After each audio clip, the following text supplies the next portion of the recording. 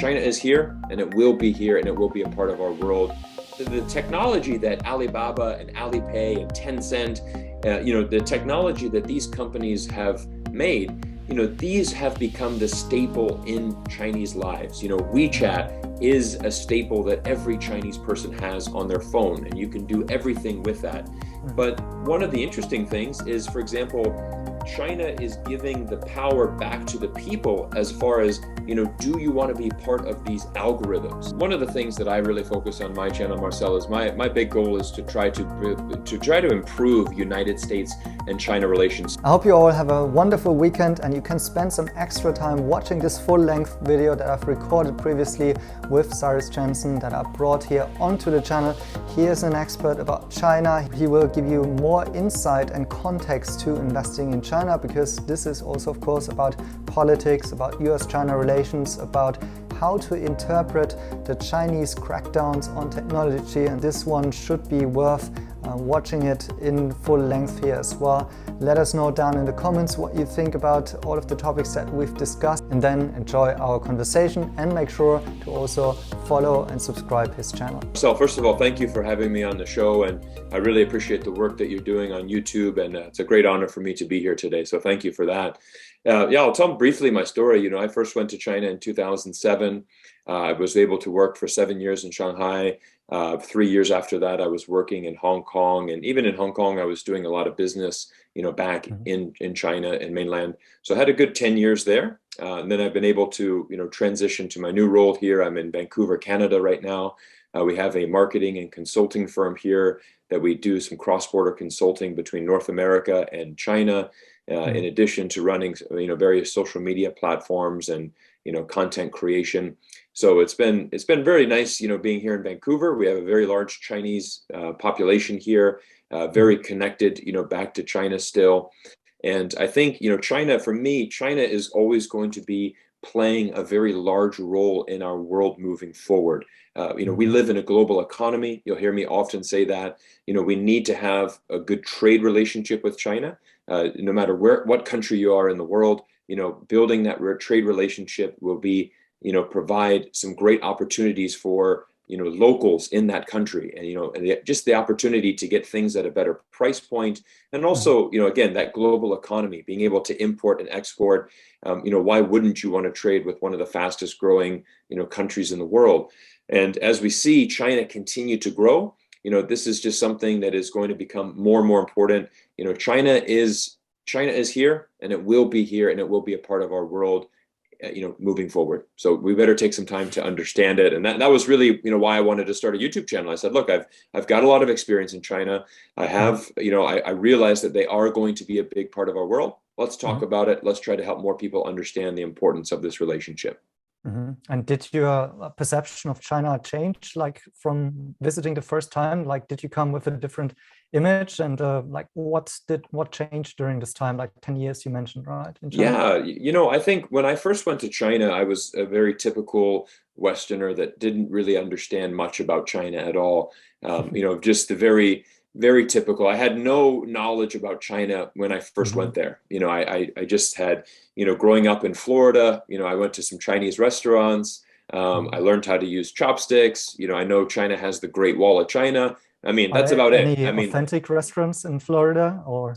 No, more the Chinese, like Chinese American style. So definitely not that. And interesting enough, I always loved the Chinese food. And then, in America, and then when I went to China and I found the real Chinese food, I thought, wow, this is even better. This is the real deal. This is fantastic. So I think the key thing for me, Marcel, is as an expat, I've been living abroad for 15 years. And I always try to approach things with a very open mindset. And I try to never come to the table with some pre-existing thoughts. And, sometimes people said, China's a communist country. Are you sure you want to move there and work there? And I said, look, it's, there's many expats that work there. I want to, it's also a very different style. It's not really communist the way that we typically think about communism. And so I said, when I decided to graduate, when I graduated university and I decided to go to China, I went with an open mind. And what I saw was it was a really great time to be in China. In 2008, there was the Beijing Olympics. In 2010, Shanghai hosted the World Expo, and these two events really propelled China to new levels. And it was amazing. It was really incredible to be in Shanghai just to see how fast the city was growing. New industries were born, completely new sections of the city were built overnight. I mean, when I went there, there were 6 metro lines, and I believe there's now, 14 or 15. And it's the longest metro system in the world in terms of the length of track. And I just saw the entire city grow, and just so much economic prosperity being brought to the locals, and people really enjoying their quality of life, and just seeing a great sense of pride as well. From when you go into a Shanghai taxi, almost every taxi driver is local. They're Shanghainese, and so I always enjoy chatting with them. What was it like growing up in Shanghai? And there's a great pride. I remember one time a taxi driver said, I used to live right here, right on the Bund, that area, the famous area in the Bund, and that's of course right on the Huangpu River, which separates the east and west of Shanghai, and that is a prime piece of real estate. And he said, we used to jump in this river and go swimming.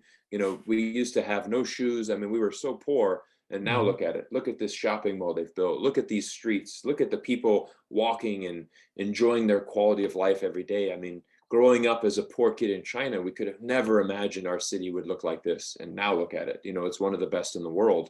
And so I saw, a very real experience, and just a great pride in many people, especially the Shanghai taxi drivers. They're Shanghainese. They're very proud of their city. Most people from Shanghai do believe that it's the best city in China. And so they're very proud of that. So I assume you can speak Chinese as well, and you're not like living this kind of typical expat life where you have your own driver and you basically don't get in contact with the locals. And yeah, absolutely. I think speaking Chinese is so important, because as an expat, but I think you can live in a city like Shanghai and not speak Chinese, but you miss out on so much. The culture's perspective, just the ability to really connect with the locals, I think, is so important, and to be able to understand the cultural differences is really, really important. Yeah, what I think is interesting, like we share kind of a quite similar background. I think I came to China pretty much the same time, 2008, and share lots of your perspectives. And actually, I found your channel, I think, the first time when I watched a video called "The End of Capitalism?"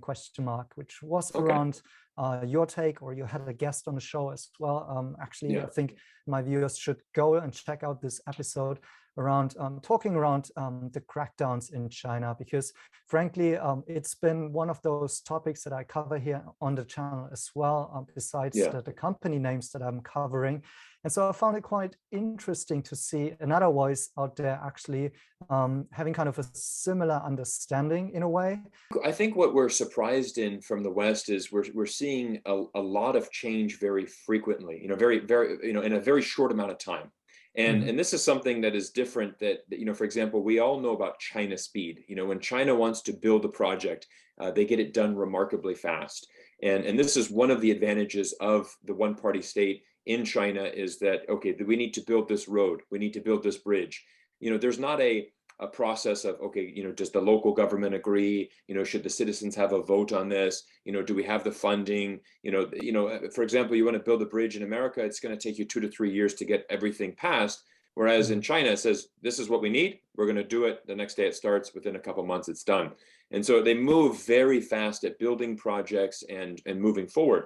The other thing that's really important, and I think people need to understand, is how much technology has come into China and how it dominates life in China. For example, you'll know this, Marcel, and for many people, if you don't know this, China is now a cashless society.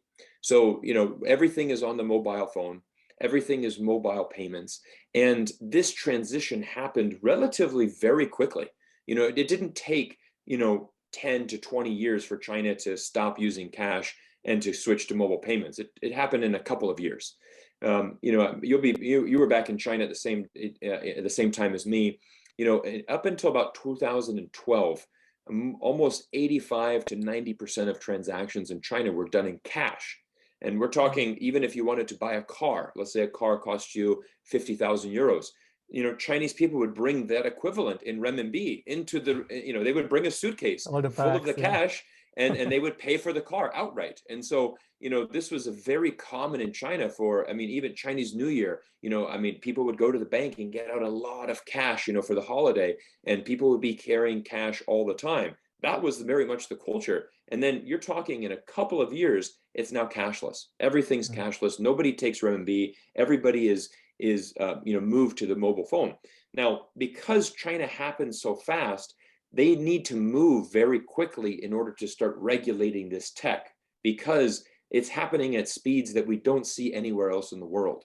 And that's where a lot of people don't understand in the West. They think that China is becoming too aggressive. China's government's becoming a little bit irrational. How can they just do this, this, this, this? Well, they have to move very quickly. And the same thing is very similar. For example, the Ant Group IPO. Many people were very surprised, and they said, for example, the Ant Group IPO was about to go, it was about to list on the stock market. And at the last second, the Chinese regulators came in and they stopped the entire thing. And many people said, well, look at what they're doing. They're taking down Jack Ma. They're taking down one of China's greatest companies. But what we don't realize is that China was having some very big problems in the small, like the mortgage and the debts. There was this kind of personal loan structure that was very devastating to China's local economy back in around 2016. And basically what they saw is they said, look, again, because of the scale of China and how fast things are moving, if this goes in and it's unregulated, this could potentially lead to some very long-term problems.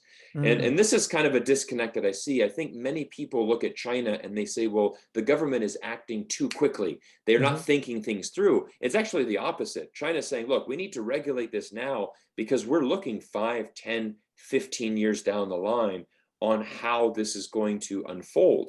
If Ant Group made that IPO, you wouldn't see anything drastic happen in the first 6 months, 12 months, maybe 18 months. But as that snowball starts going down and the debt keeps growing, you could potentially see a catastrophe, 3 years down the line. And that's what people don't realize. Jack Ma is a phenomenal entrepreneur. I mean, he has created Alibaba. Alipay, for example, is is the mobile payment app that we see that is, so popular in China. The technology that Alibaba and Alipay and Tencent, the technology that these companies have made, these have become the staple in Chinese lives. WeChat is a staple that every Chinese person has on their phone, and you can do everything with that. But one of the interesting things is, for example, China is giving the power back to the people as far as, do you want to be part of these algorithms? When we're talking about social media. And this is something we see very different between the United States and China. In the US, big tech goes largely unregulated. We've seen multiple stories now with Facebook. The CEO, the high-ranking executives know that if they can, for example, if they promote content that has more dislikes, it's actually going to get higher engagement levels because you're creating a controversy in society. The more eyeballs are going to be on the screen, the more ads are showing, the more money we can make. And, you have many US tech companies, everybody from Facebook to Instagram to, Pinterest. And these executives have left, and they said, we've left for ethical reasons. We don't feel comfortable being in, working for this company because they are doing things that are endangering our society. And this is something where I believe China has seen what is happening in America, and they have said, we don't want to have that happening in China. We want to have the tech regulation. And I think what we need to do is, again, a lot of times there's fear. We don't understand what's happening in China. We need to take a step back, and realize that China's not trying to end, they're not trying to end capitalism. China allows people to start businesses, but they want to make sure that it functions inside that society. And China is striving for what we call socialism, which is that everybody has good opportunities. And, they want to create a society where everybody's boat will be risen in the tide. Some people will be very wealthy. Some people will have just a little bit of increase, but everybody should be getting better, and everybody should be, having a more prosperous life. That is what China is aiming to do. It's hard thing to accomplish, but that is certainly what they're trying to do. one of those fears right now is basically saying that with all of this new regulation coming in, China won't be able to compete anymore. And this type of Chinese innovation that we've seen will be gone. What are your views on Chinese innovation? And do you think they can still happen around this tighter regulatory framework here? Yeah, I think what we see with China is that, they, over the last few years, I mean, they have been inventing the future technologies of this world. And one of the interesting things that I really like to look at, for example, if we look at social media, I think one of the most underrated stories is a company like TikTok, because this is the brainchild of a very young man that is really a genius. I mean, I think he's 37, 38 years old, the founder of TikTok. And again, he sat down with his friends and said, we need to invent something that is going to become global. And and how do you, a few years ago, think about how can we create something that's going to tackle Facebook, and that's going to compete against Instagram and TikTok and Snapchat and some of these very popular. How can anybody think of something new that's going to actually be able to compete against Facebook and Instagram? But what you saw that they were able to do is they created a short video platform, and they had an even better algorithm, and they had an ability to create something that was truly remarkable. And as a result of that, Instagram now has completely shifted its business model. Instagram, of course, started as a photo sharing app, share your photos. And then they started to introduce videos. And now, moving forward, the CEO said, we are no longer a photo sharing app. The future is basically, it's only going to be short video content, which is Instagram Reels.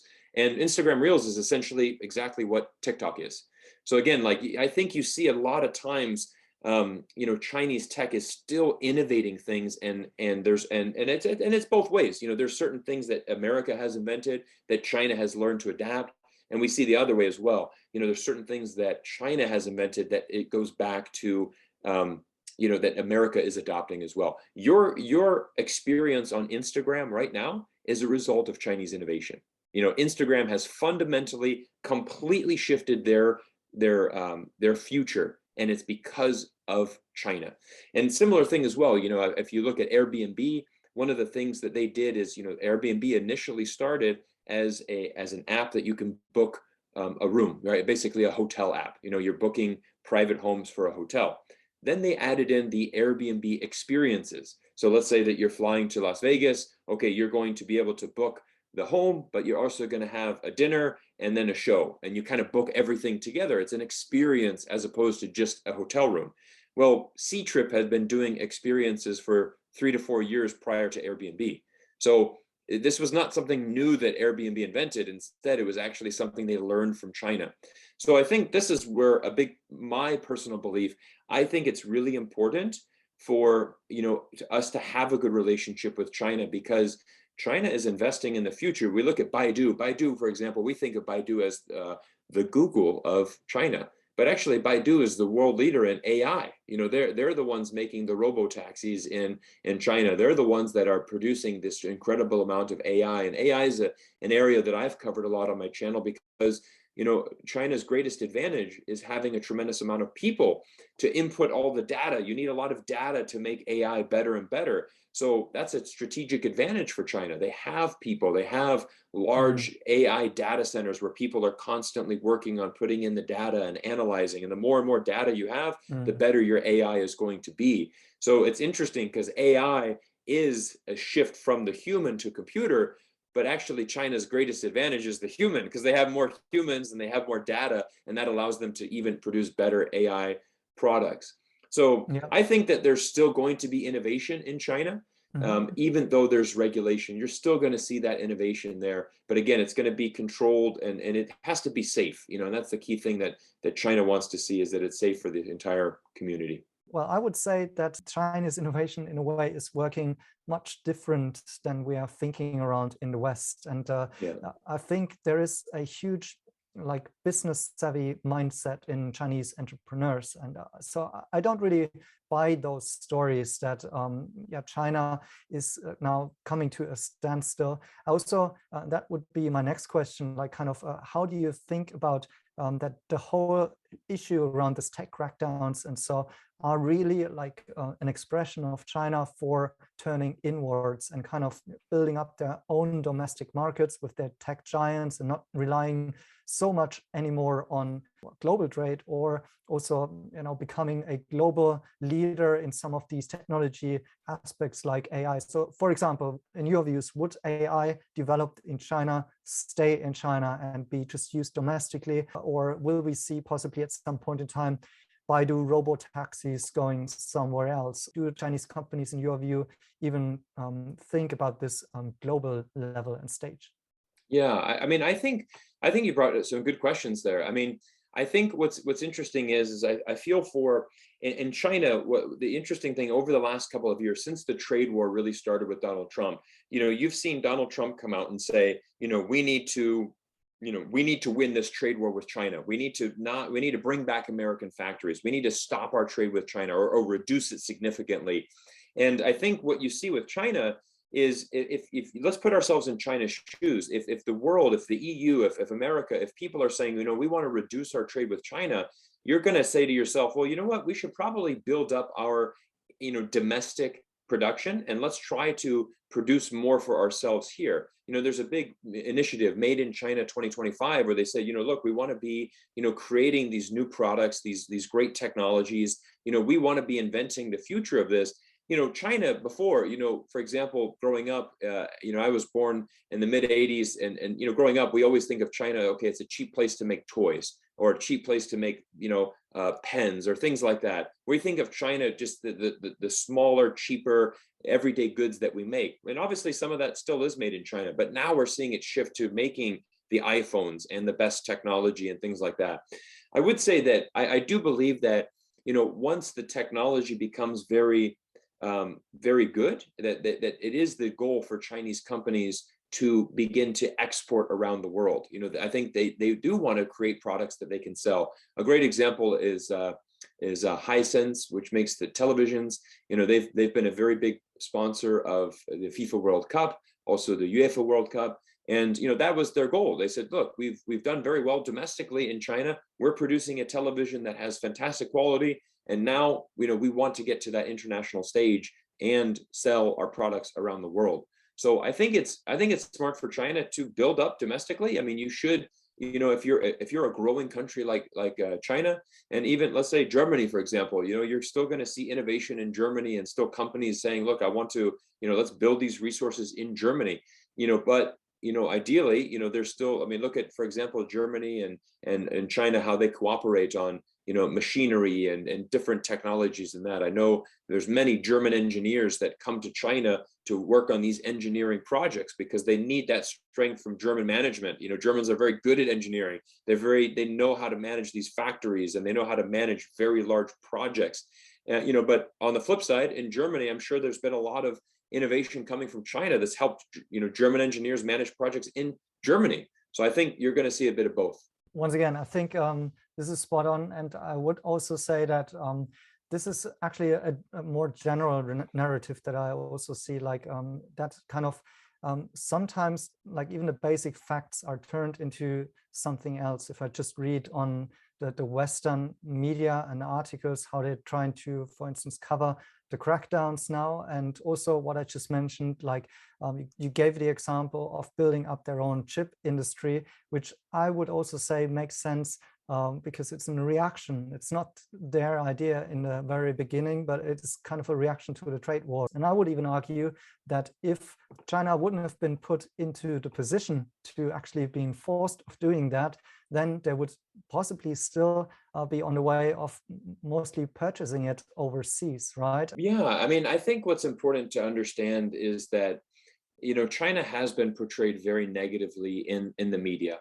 And I think that what I try to do is try to bring a little bit more balance to that equation.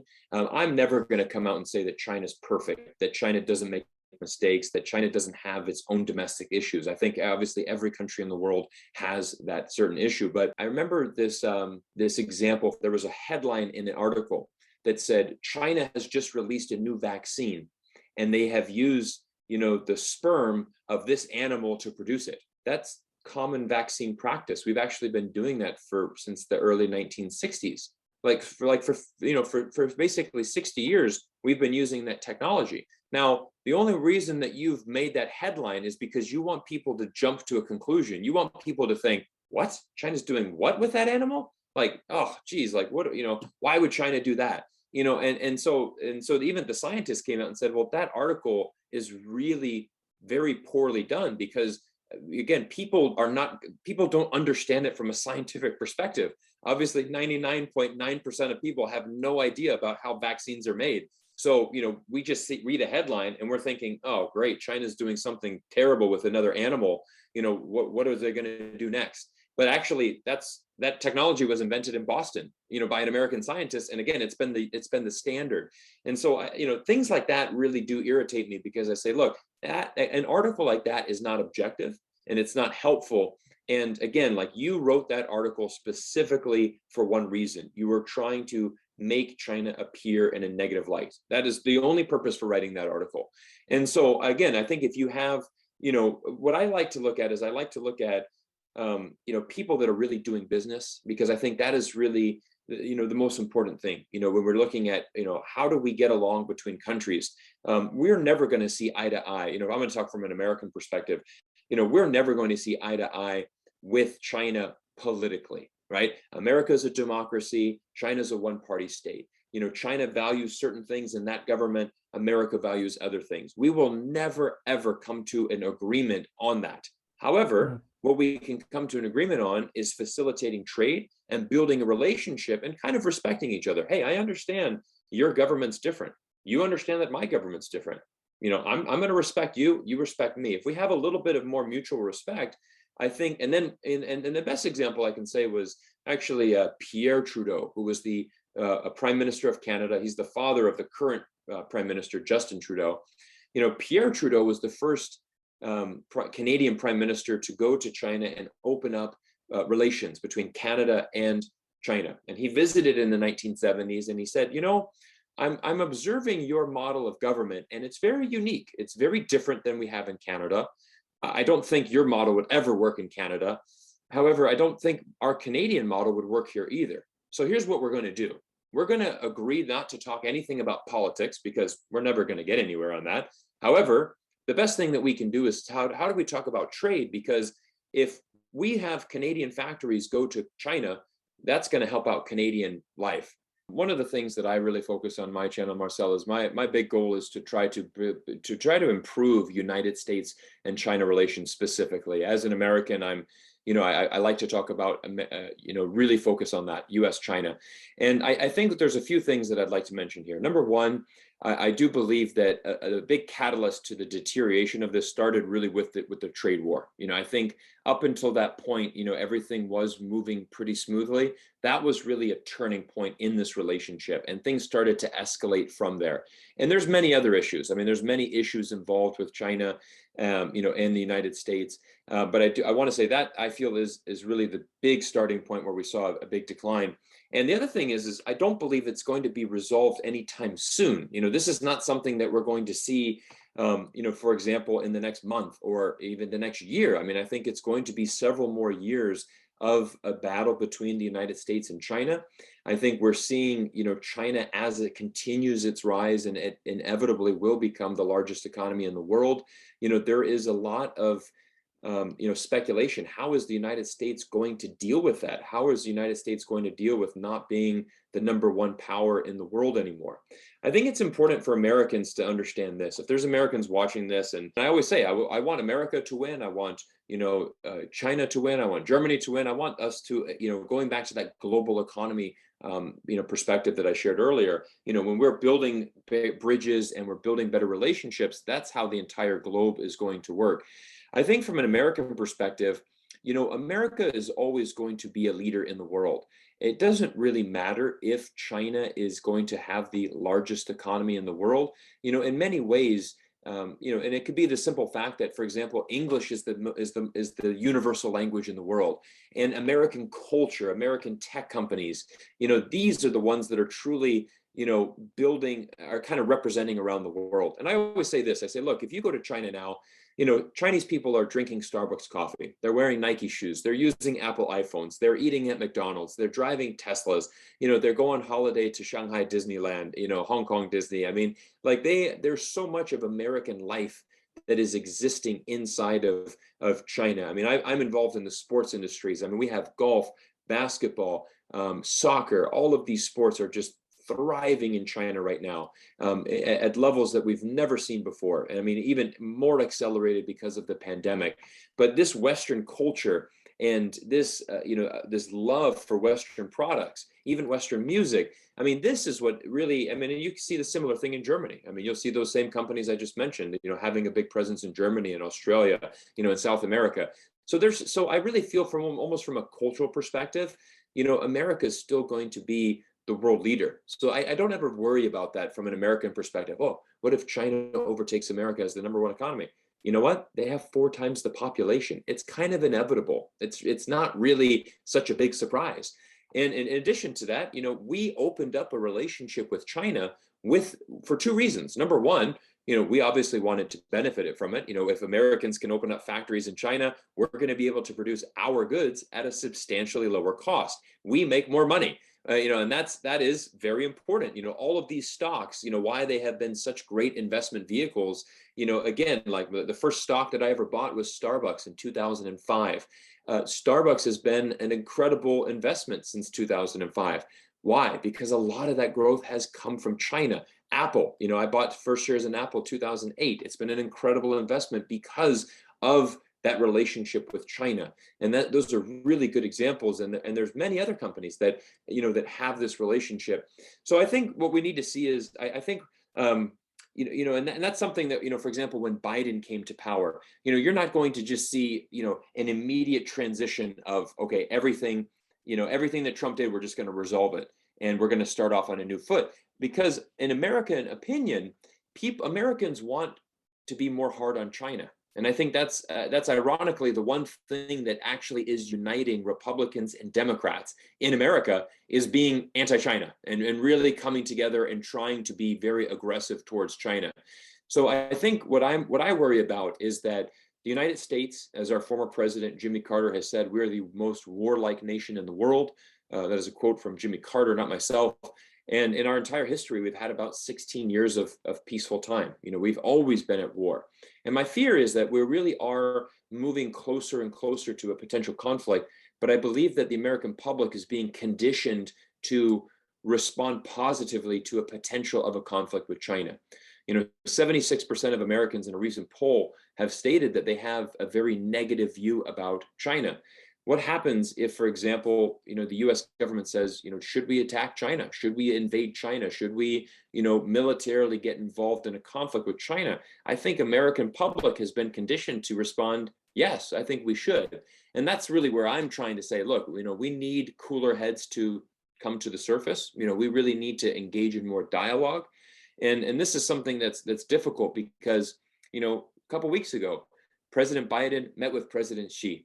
I think that's a great thing. I think when the 2 leaders of these important countries are sitting down and talking with each other, dialogue is so important. And I think there's nothing wrong with that. That was scheduled to go for 2 hours. It went 3.5 hours.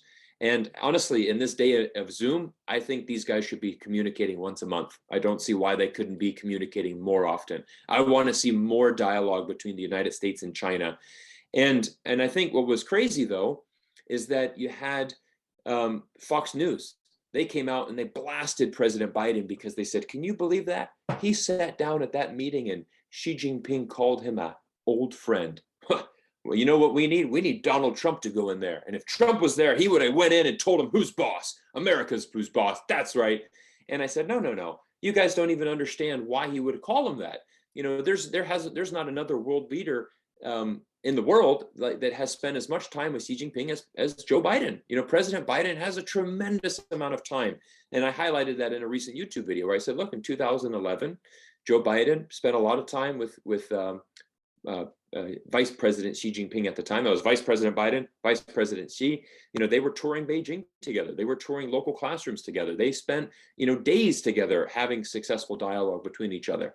So I think you do see a warm dialogue there. And I was very happy with both United States and China. You saw from both sides said, wow, the leaders communicated very openly, very candidly, very direct with each other. There was nothing, these guys know how to talk to each other.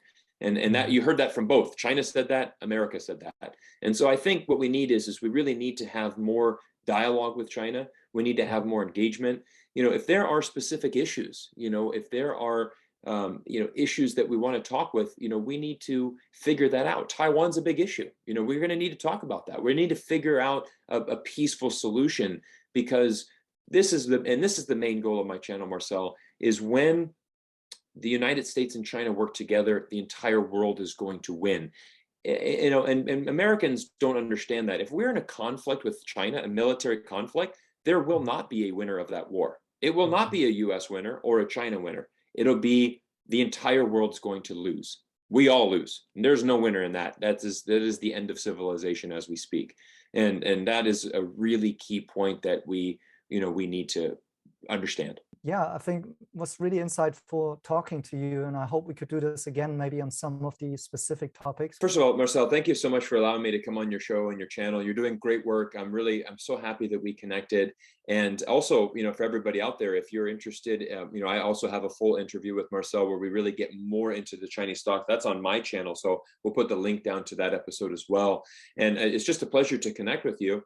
And, I think you're doing a great job. And I think my biggest advice to anybody that really wants to understand China, you need to connect with people that are on the ground in China, or that have been on the ground, that have that experience. And really just always remember, there's two sides to every story. You really need to seek out both sides. And that's really what I want people to do, is try to find, more balance in how you are. And this is really with any topic out there. Even if you're interested in American politics, look at it from both angles. Look at it from the left side, from the right side. Look at it from independent media around the world as well. You need to do your research, and not just have only one source. You need to talk to many people. And anyways, I think the last thing I'll say is, again, how I opened. China is going to be a part of our world moving forward. I think it is in everybody's interest to better understand China. I think it's in our interest to build that relationship and, just do your research like you would with anything else. This was great to listen to you, and thanks for all of the insights and opening up our minds, and let's do this soon again. Sounds good. Marcel, thank you so much. Vielen Dank für alles.